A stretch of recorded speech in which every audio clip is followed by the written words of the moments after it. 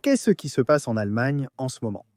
De très étranges décisions, d'étranges revirements que nous observons. À une époque, bien sûr, où il aurait été question que le parti le plus populaire en Allemagne, l'Alternative pour l'Allemagne en l'état actuel des choses, pourrait faire face à une interdiction totale après que l'agence de renseignement allemande les ait qualifiés d'extrémistes.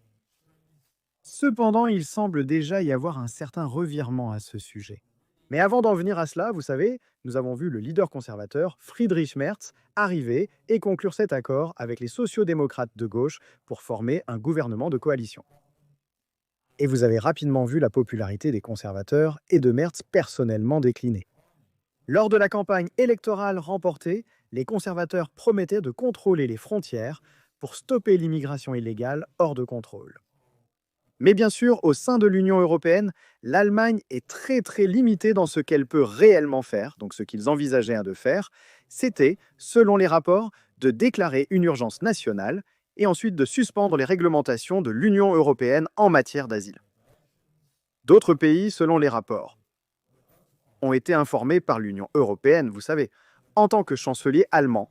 Non, vous devez toujours convaincre les autres dans l'Union européenne de vos décisions parce que nous voyons ce qui est arrivé à la Hongrie qui a osé prendre sa propre décision et a enfreint les règles d'asile de l'Union européenne et a été condamné à des centaines de millions d'euros d'amende pour violation du droit de l'Union européenne, quelque chose que le Premier ministre hongrois, Viktor Orban, a décrit comme scandaleux et inacceptable. Donc il semble y avoir un certain revirement ici, car l'Allemagne ne va finalement pas déclarer un état d'urgence pour stopper l'immigration illégale et le gouvernement allemand dément ces rapports médiatiques. C'est donc un revirement. Et il y a eu un autre énorme revirement en ce qui concerne la situation avec l'Alternative pour l'Allemagne.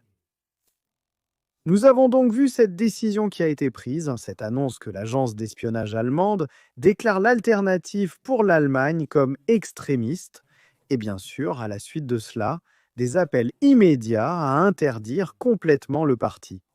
Cependant, dans les jours qui ont suivi, ce qui s'est passé maintenant, c'est que l'agence de renseignement en Allemagne est en fait revenue, a en quelque sorte suspendu, retiré cette affirmation, cette classification de l'AfD, après que le parti a lancé un défi juridique. Mais vous savez, il semble y avoir un peu d'incertitude sur ce qui s'est exactement passé ici. Mais vous avez par la suite vu cette étiquette d'extrémiste suspendue. Cette classification du parti comme extrémiste a été suspendue pour le moment, les dirigeants de l'Alternative pour l'Allemagne disant que cette décision était une première étape importante qui aiderait à contrer l'accusation d'extrémisme de droite. Et donc cela signifie pour l'instant cette pause, cette suspension, que les plans pour utiliser potentiellement la surveillance dans le parti, pour utiliser des informateurs, pour scruter ce que l'AfD fait en ce moment, il semble que cela ne peut pas aller de l'avant, mais potentiellement cela le fera encore à l'avenir.